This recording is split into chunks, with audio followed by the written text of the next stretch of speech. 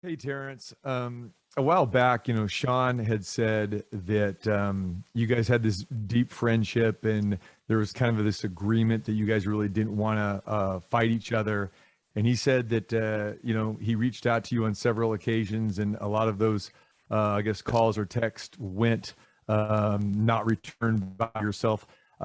Is there any animosity on your side towards Shawn, or can you speak a little bit about that? No, there's definitely no animosity on my side. Like when Sean called, we times about the thought of fighting each other, and it was agreed upon both of us that it would be on our terms. And I feel like he got caught up in the media after the Spence fight with everybody saying, "Oh, you should fight Terrence. You should fight Terrence." And I told him, I felt like they was using him as a stepping stool to, see how me and Sean, fight go and, compare me and Arrow performances against him. And at that time, I was already in talk with Manny Pacquiao to fight Manny Pacquiao. So I told him that, yeah, I got something on the table. And if that fight doesn't happen, then of course, me and you can fight if that's what you really want to do, you know. And the Manny Pacquiao fight didn't happen. So we here now. And I bring back Bob for a second. Bob, Terrence touched, there's been talks about the deal and everything. Can you talk a little bit about how easily or not easily this deal with Tom TGB Promotions, PBC, and Team Porter, and how that came to fruition after, as Terrence said, the Pacquiao fight fell through? Oh, really? It goes back to the Fury Wilder promotions. The second fight, the third fight, where both companies saw that we could really work well together. So they greenlighted Porter, and it was easy to put the fight together. Now, again, one of the real reasons why the fight could be made was ESPN. And ESPN Plus has a platform now that has 19 million subscribers. And when ESPN Plus has the exclusive pay-per-view rights, and they can publicize it and email constantly their subscribers, they're doing huge numbers. How do I know that?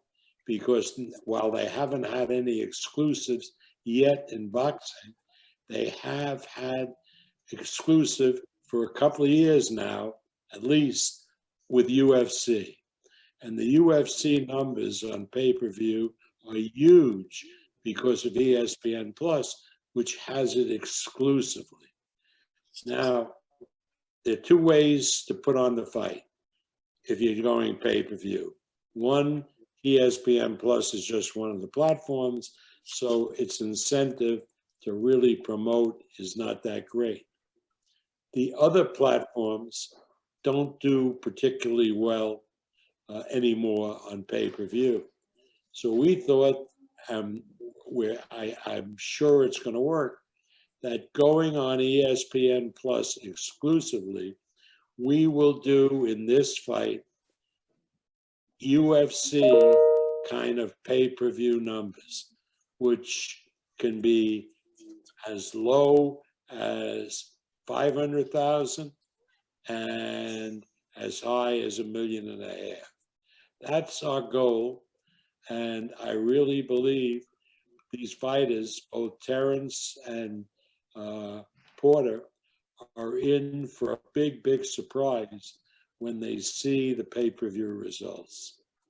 And PBC, I think, is looking closely to see whether this now is a map to enable pay-per-view events to take place.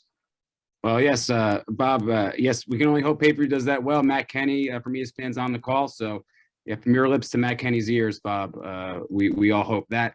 Next, we go to Alan Alford. Alan, please unmute yourself and go ahead. Thank you so much, Evan.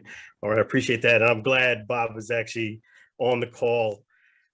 In the Atlanta fight, I had asked Bob a question. I'm going to ask Terrence the same question. Bob eloquently basically said how Terrence is the #1 welterweight. My question to you, Terrence, is do you concur with that? And if so, please explain why you believe you're the #1 welterweight in this division.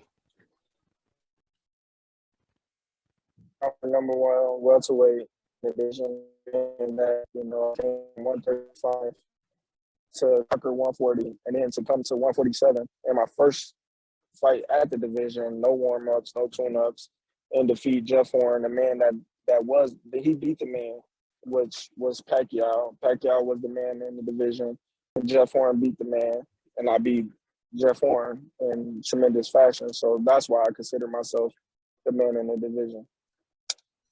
Even without fighting Arum or Ugas.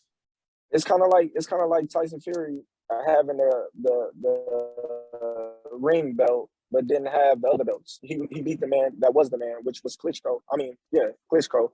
You know, so once he beat him, all the other titles really didn't matter because he was the king of the heavyweight division prior to him, you know, going in retirement. So when he came back, he still was the king. So if I beat the king, that means, you know, I wear the crown. All right, we got a couple more minutes with Terrence, so I'm going to get to a couple final questions, and then we're going to let the champ go. He's got a hard out before 11 o'clock Pacific time. So, Michael Rueda, Michael, please unmute yourself and go ahead. Thank you. And Terrence, I'll get to it real quick. Obviously, you want the win.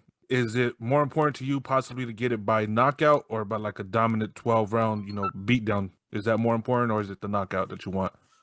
It's all about the win.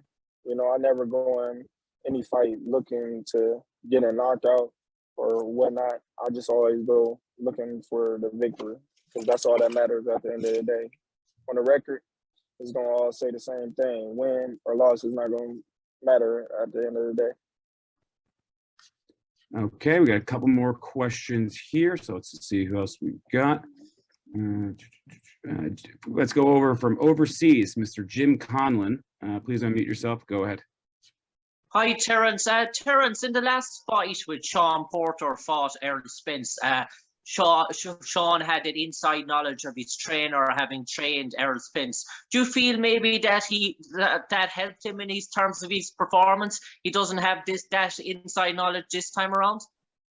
Well, no, I just think Shawn is a tremendous fighter. You know, he's very talented, and he knows what it takes to, you know, be in the ring with these top fighters because he's been a top fighter, you know, all his life. You know, so his experience being in the ring with these top fighters and the amateurs and prior to, you know, fighting Spence has helped him along the way. All right, thank you, Mr. Conlon. Got one more here from Louisiana, Mark Senegal. Mark, please press your unmute button and go ahead. Yes, Terrence, for most of your career, you've been loyal to your team. You've done a great job at doing that. Most diehard experts and fans felt that you are the pound-for-pound champ. And now you're starting to win over the casual fans. And you're going to be the hottest ticket in Vegas next week among women. How do you feel about that, Terrence? Well, you know, like I always say, you know, everything happens for a reason, and, you know, the light shines on every man, you know, once in a blue moon, you know, so it's just my time right now. And I truly feel like it's my time to shine, and I will shine November 20th.